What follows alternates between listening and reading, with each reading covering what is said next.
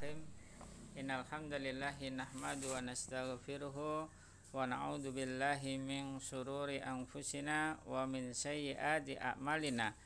May yahdihillahu fala mudhillalah wa may yudlil fala hadiyalah.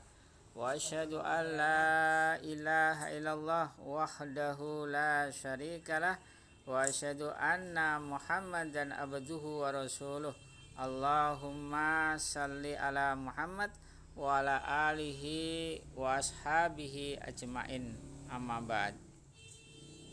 Ya bunaya, ya ahli yang insyaallah dirahmati oleh Allah, mari kita lanjutkan pembacaan Wihdatul Ummah yang kemarin sudah sampai nomor hadis ke-8, yang di situ Rasulullah sallallahu alaihi wasallam berdoa kepada Allah Subhanahu wa taala, ya. Di dalam hadisnya kemarin, qala ini sholaitu sholata raqbatin wa rahbatin. Sa'altullaha azza wa jalla li ummati salasan wa a'tanisna taini wa radda alayya wahidatan sa'altuhu an la yusallita alaihim aduwan min ghairihim fa'ataniyaha wa sa'altuhu alla yuhlikahum gorokan fa'ataniyaha wa sa'altuhu alla yaj'ala ba'sahum bainahum faraddaha alayya, ya. Jadi sesungguhnya aku itu sholat yang mengharap dan cemas. Aku itu meminta kepada Allah azza wa jalla untuk umatku itu salasan, 3 perkara, ya. Fa'atoni, dia Allah itu memberikan kepadaku 2 hal, waradda alayya, dan menolakku wahidan, 1 hal. Sa'altuhu, yaitu aku meminta kepada Allah itu 1, alla yusallita alaihim, bahwasanya tidaklah menguasai alaihim atas mereka, atas umat Rasulullah SAW itu aduan, musuh, min ghairihim, dari selain mereka, fa'atoniyaha, lalu atau maka dia Allah memberikannya, ya. Jadi yang pertama tadi apa? Allah itu meminta Allah, yaitu Rasulullah meminta kepada Allah, yaitu bahwasanya tidak menguasai mereka musuh-musuh. Jadi tidaklah musuh itu menguasai atas mereka. Musuh itu tidak menguasai orang muslim, yaitu umatnya Rasulullah SAW, ya. Jadi tidak akan bisa musuh itu menguasai orang-orang muslim seluruhnya, ya. Min ghairihim, dari mereka, dari selain mereka. Itu akhirnya apa? Fa'atoniha, dan Allah itu memberikannya atau mengabulkannya, ya. Terus yang kedua, wasa'altuhu, dan aku meminta kepada Allah, alla yuhlikahum, bahwasanya tidaklah membinasakan atau menenggelamkan, gorokon, ya, tidaklah membinasakan atau menenggelamkan mereka, menenggelamkan kaumnya Rasulullah SAW. Fa'atoniha, maka dia Allah memberikannya. Terus yang ketiga, wasa'altuhu, dan aku meminta alla yaj'ala ba'sahum, bahwasanya tidaklah menjadikan bahaya mereka bainahum, di antara mereka, ya. Faraddaha alayya, maka dia menolaknya alaya atasku. Ya, itu hadis yang ke-8 kemarin. Ya. Sekarang kita baca selanjutnya, yaitu hadis yang ke-9.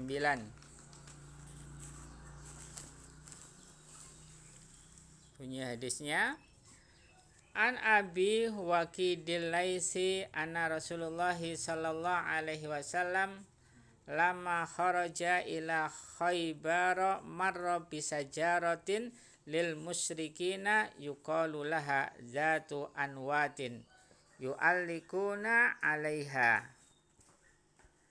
aslihatahum faqalu ya Rasulullah ij'al lana zata anwatin kama lahum zatu anwatin faqala an-nabiyyu sallallahu alaihi wasallam subhanallahi hadza kama qala qaumu Musa ij'al lana ilahan kama lahum alihah walladzi nafsi biyadihi la tarkabunna sunnata man kana qablakum, yang artinya dari Abi Waqid Al-Laisi, dia berkata bahwasanya Rasulullah sallallahu alaihi wasallam ketika keluar menuju Hunain, beliau melewati sebuah pohon kepunyaan orang-orang musyrik yang dinamai Zatu Anwat. Mereka orang-orang musyrik itu biasa menggantungkan senjatanya padanya. Lalu para sahabat mengatakan, wahai Rasulullah, buatkanlah untuk kami Zatu Atwat sebagaimana mereka mempunyai Zatu Atwat. Lalu Rasulullah sallallahu alaihi wasallam bersabda, Maha suci Allah, ucapan kalian ini seperti yang dikatakan oleh kaum Nabi Musa alaihi salam. Buatkanlah untuk kami sesembahan sebagaimana mereka mempunyai sesembahan. Demi zat yang jiwaku ada di tangannya, sungguh benar-benar kalian akan mengikuti perilaku orang-orang sebelum kalian. Hadis riwayat Ahmad At-Tirmidzi, lafadz ini miliknya, dan dia mengatakan hadis ini hasan, sahih, dan Ibnu Hibban. Ya, jadi ini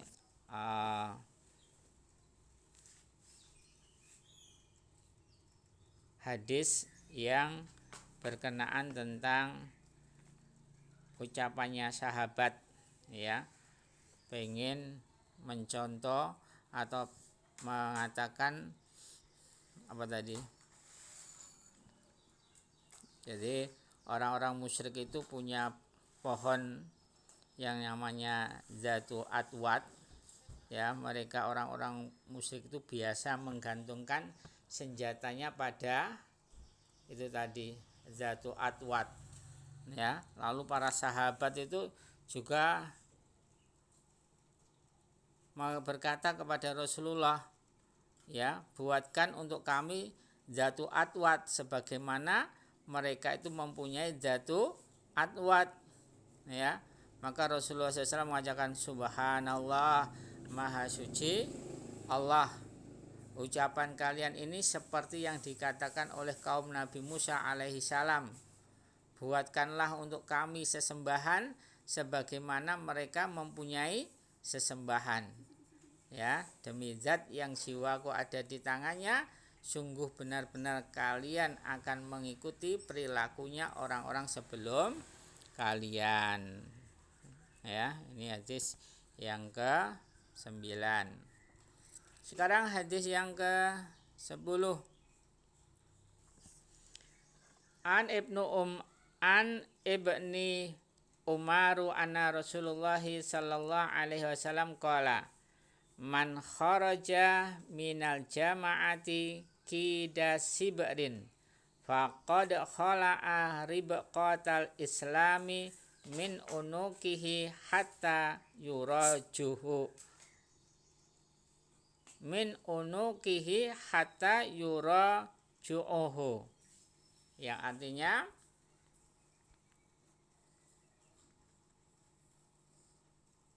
dari Ibnu Umar bahwasanya Rasulullah Shallallahu Alaihi Wasallam bersabda, barang siapa yang keluar dari jamaah muslimin sejengkal saja, maka sungguh dia telah melepaskan tali al-Islam dari tengkuknya sampai dia kembali lagi padanya, yaitu pada al-Islam tadi. Ya. Jadi hadis ini menerangkan kepada kita, barang siapa yang keluar dari jamaahnya kaum muslimin sejengkal saja, maka sungguh dia telah melepaskan tali al-Islam, ya.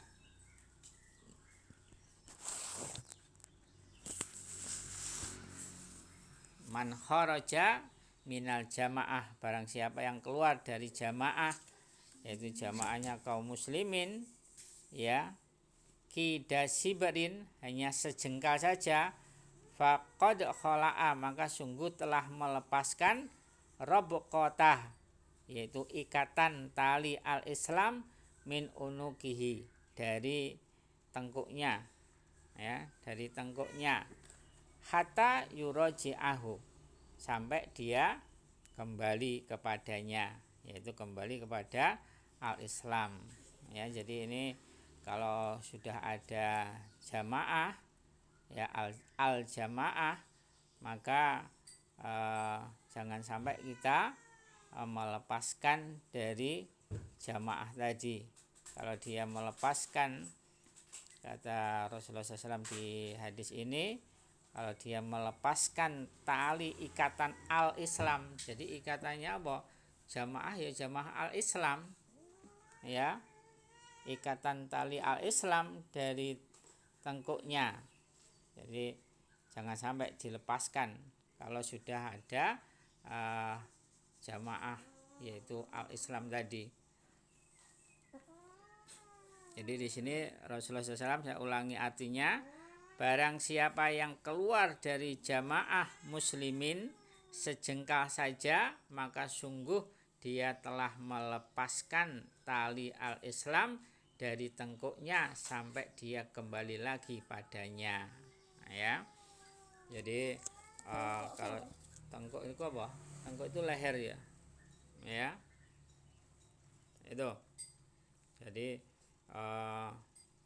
kalau sudah ada jamaah muslimin, ya, al-jamaah, ya, jangan sampai melepaskan tali al-Islam, ya, dari tengkuknya sampai dia kembali kepada al-Islam lagi. Terus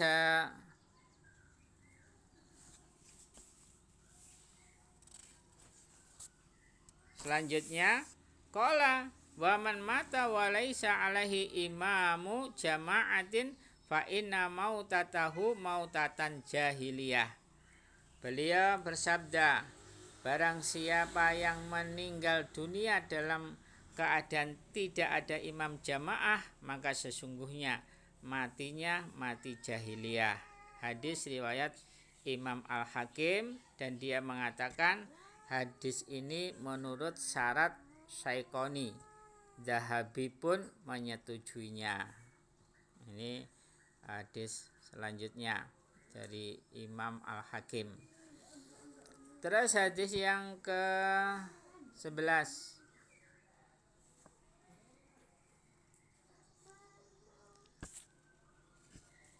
An Abi Dzar qala Rasulullah sallallahu alaihi wasallam, man fa'araqal jama'ata kida sibrin faqad khala'a ribqatal islami min unukih wa fi lafdin min faraqa makana man khalafa, yang artinya dari Abu Dzar radhiyallahu anhu, dia berkata, Rasulullah sallallahu alaihi wasallam bersabda, siapa yang menyelisihi jamaah jamaah muslimin sejengkal saja, maka sungguh ia telah melepas tali al-Islam dari tengkuknya. Dan pada suatu lafaz disebutkan siapa yang memisahinya sebagai ganti siapa yang menyelisihi. Hadis riwayat Imam Al-Hakim. Dia berkata hadis ini sahih menurut syarat keduanya, yaitu Bukhari dan Muslim, dan Az-Zahabi tidak mengingkarinya. Ya, ini masih tentang siapa yang menyelisihi jamaatul muslimin. Ya, jamaah kalau di sini al-jamaah. Ya, siapa yang menyelisihi al-jamaah sejengkal saja, maka sungguh ia telah melepas tali al-Islam dari tengkuknya. Sekarang hadis yang ke-12. Ya, di sini kita hanya membacakan buku ini, ya. Hadis yang ke-12. Hadatsanil harisil Asy'ari qala Rasulullah sallallahu alaihi wasallam amurukum bi khamsi kalimatin amarani Allahu bihinna al jama'ata wa sam'i wa ta'ati wal hijrati wal jihadi fi sabilillah faman kharaja minal jama'ati qida sibarin faqad khala'a riqatal islami min ra'sihi ila ayyarji'a, yang artinya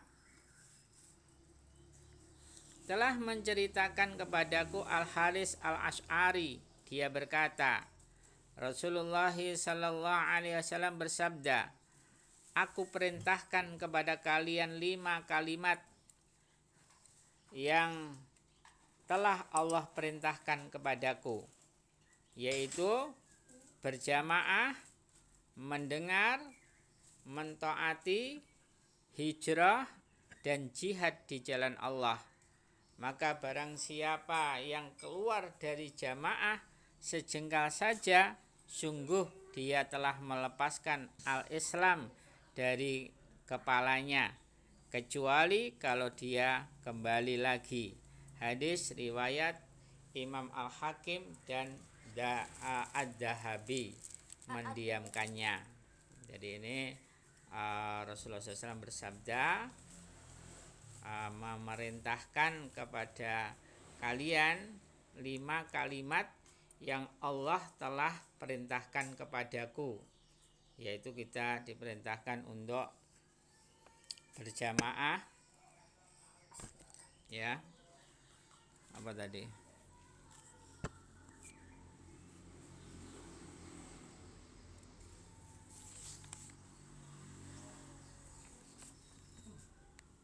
Kita diperintahkan untuk al-jamaah, berjamaah, wasam'i wa ta'ah, ya, mendengar dan taat, wal hijrah, dan hijrah, wal jihadi fi sabilillah, dan berjihad di jalan Allah. Ini perintah dari Rasulullah sallallahu alaihi wasallam tadi, ya. Maka barang siapa yang keluar dari jamaah, ya, barang siapa yang keluar, ya, faman kharaja minal jamaah, maka barang siapa yang keluar dari jamaah qida sibrin, sekedar 1 jengkal, faqad khala'a, maka sungguh dia telah melepaskan rabqatal Islam, ikatan Islam, min ra'sihi, dari kepalanya, illa an yarji, kecuali bahwasanya dia itu kembali, ya. Jadi perintahnya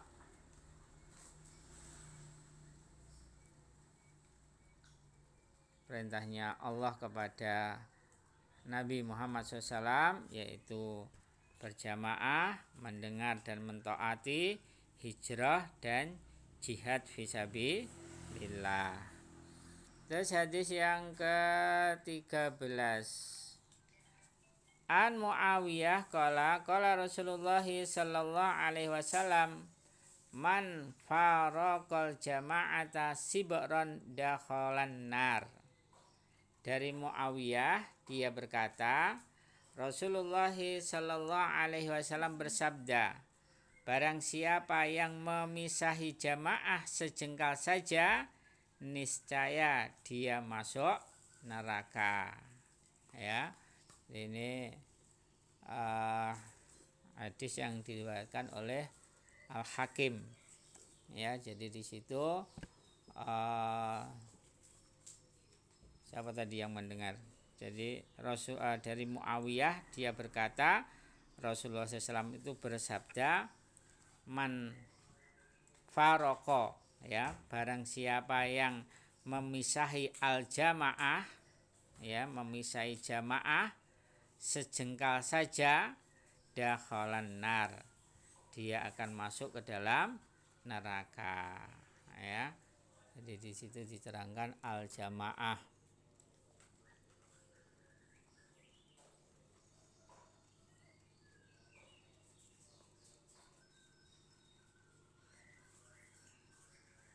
Terus hadis yang ke-14.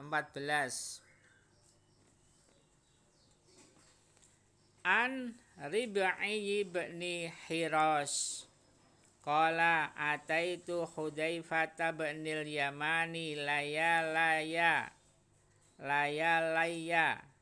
saron nasu ila Utsman faqala sami'tu Rasulullah sallallahu alaihi wasallam man faraqal jama'ata wastadallal imarata laqiyallahu wala hajata, yang artinya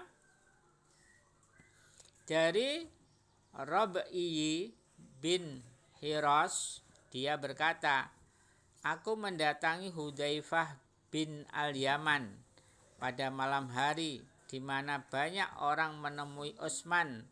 Lalu Utsman mengatakan, aku mendengar Rasulullah sallallahu alaihi wasallam bersabda, barang siapa yang memisahi jamaah dan merendahkan pemimpinnya, niscaya dia akan bertemu dengan Allah dalam keadaan tidak mempunyai hujah. Hadis riwayat Imam Al-Hakim dan Ad-Dahabi mensahihkannya. Ya, jadi ini hadis yang diriwayatkan oleh Rib'i ibni Hiras. Ya.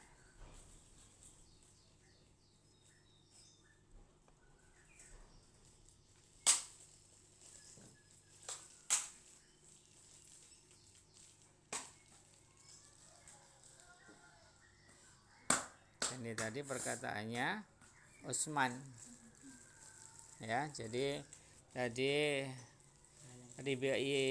Rabi bin Haras berkata, aku mendatangi Hudzaifah ibnul Yaman layalia pada waktu malam, dia berjalan kepada manusia ila Utsman, menuju Utsman.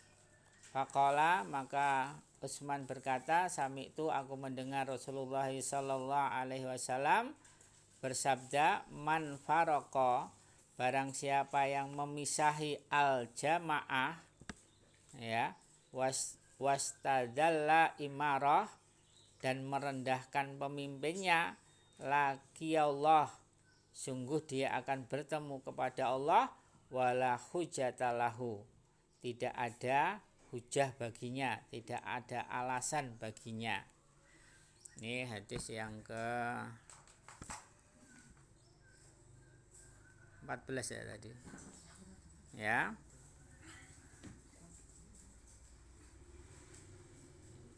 Terus yang terakhir dari bab ini yaitu hadis yang ke-15. An Fadlah bin Ubaid an Rasulillah sallallahu alaihi wasallam annahu qala salah satun la tas'al anhum rajulun faraqal jama'ata wa asya imamahu famata asyan wa amatun au abdun abaqa min sayyidihi famata wa mra'atun ghaba anha zaujuha wa qad kafaha ma'unat dunya fatabarrajat ba'dahu falatas al anhum, yang artinya dari Fadlah bin Ubaid dari Rasulullah sallallahu alaihi wasallam bahwasanya beliau bersabda, ada 3 tipe orang, janganlah engkau tanya tentang nasib mereka, yaitu seseorang yang memisahi jamaah, mendurhakai pemimpinnya, lalu ia mati dalam keadaan durhaka. Budak perempuan atau laki-laki yang pergi dari tuannya, lalu dia mati. Dan seorang wanita yang ditinggal pergi suaminya, dan dia suami telah mencukupi keperluan duniawinya, lalu ia berhias atau bertabaruj setelah kepergian suami, maka janganlah engkau bertanya tentang nasib mereka. Hadis riwayat Imam Al-Hakim, dan dia berkata ini adalah hadis sahih dan memenuhi syarat Shaykhani. Sungguh keduanya Shaykhani telah berhujjah dengan keseluruhan perawinya, namun tidak mengeluarkannya. Adapun aku pun tidak mendapatkan cacat padanya, dan Az-Zahabi menyetujuinya. Jadi ini bab yang pertama, pembacaan buku ini sudah kita baca 15 hadis ya. Bab tentang iftarokah hadhil ummah, ya, bab tentang terpecahnya umat ini. Ada yang kemarin dari awal ya. Jadi kita sedikit mengetahui bahwasanya umat ini, mulai umat sebelumnya itu memang sudah ada perpecahan ya, perpecahan umat Islam. Mulai, kalau dalam hadis kemarin, mulai Nabi Nabi Musa, Nabi Isa, dan juga Nabi Muhammad Shallallahu Alaihi Wasallam. Umatnya itu berpecah ya, ada perpecahan ya. Oleh karena itu kita harus berhati-hati memohon kepada Allah agar kita itu menjadi umat ya, mengikuti umat yang dicontohkan oleh Rasulullah SAW tadi, yaitu umat yang satu yang bisa masuk ke dalam jannah ya. Kita mohon kepada Allah agar kita ditunjukkan umat yang diridhoi oleh Allah, yaitu bisa masuk ke dalam jannah yang dijanjikan oleh Allah Subhanahu wa ta'ala.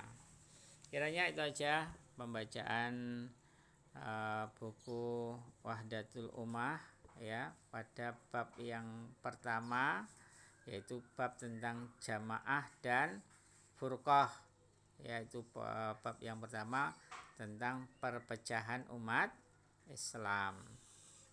Mudah-mudahan bermanfaat tentang pembacaan buku ini ya, agar kita mempunyai ilmu tentang masalah perpecahan umat Islam ya. Kiranya itu aja. Mari kita tutup dengan doa kafaratul majelis dan hamdalah.